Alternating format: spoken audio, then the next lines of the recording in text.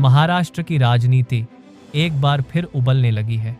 स्थानीय निकाय चुनाव से पहले महायुति के भीतर ऐसी दरारें दिखाई दे रही हैं जो आने वाले दिनों में एक बड़े राजनीतिक भूचाल का संकेत दे रही हैं।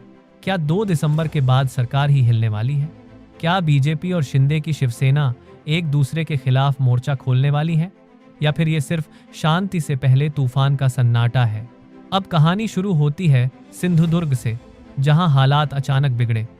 शिंदे गुट के विधायक नीलेश राणे ने दावा किया कि मालवन में बीजेपी कार्यकर्ता के घर से 25 लाख कैश मिला है और उन्होंने इस पूरे ऑपरेशन का इंस्टाग्राम लाइव स्टिंग भी कर डाला। यह आरोप सिर्फ पैसे का नहीं था, बल्कि सीधे सीधे महाराष्ट्र बीजेपी अध्यक्ष रविंद्र चौहान पर निशाना साधा गया, कहते हुए कि चुनाव में पैसा बांटा जा रहा है। और यहीं पर महायुति की दरारें साफ दिखने लगी। कुछ दिनों पहले ही बीजेपी और शिवसेना के बीच एक समझौता हुआ था कि दोनों पार्टियां एक दूसरे के नेताओं को नहीं तोड़ेंगी, लेकिन आरोप है कि बीजेपी इस एग्रीमेंट को लगातार तोड़ रही है।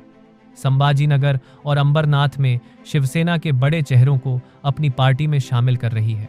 अंबरनाथ में रूप सिंह ढल, संभाजीनगर में आनंदा ढोके और शिल्पा रानी वाडकर।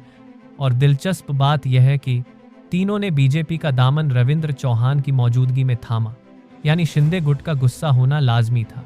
अब स्थिति इतनी गर्म है कि महायुति के भीतर तलवारें लगभग खींच चुकी हैं। चौहान की सफाई भी कम सस्पेंस भरी नहीं थी। उन्होंने कहा कि गठबंधन को बचाने की जिम्मेदारी सिर्फ 2 दिसंबर तक है। फिर क्या इसके बाद सचमुच गठबंधन टूट जाएगा? इधर उद्धव ठाकरे ने तंज कस दिया। बीजेपी की आदत है इस्तेमाल करो और फेंक दो। कांग्रेस भी हमला बोल रही है, कह रही है कि बीजेपी चुनाव जीतने के लिए पैसा पानी की तरह बहा रही है। मगर सबसे बड़ा सवाल यह, क्या 2 दिसंबर को होने वाले नगर परिषद चुनाव में बीजेपी और शिवसेना साथ लड़ेंगी या सीधे सीधे एक दूसरे के खिलाफ मैदान में उतरेंगी? राजनीति की इस कहानी में सस्पेंस अभी बाकी है, क्योंकि 2 दिसंबर सिर्फ चुनाव की तारीख नहीं, शायद महाराष्ट्र की राजनीति के नए कॉरिडोर का दरवाजा भी है।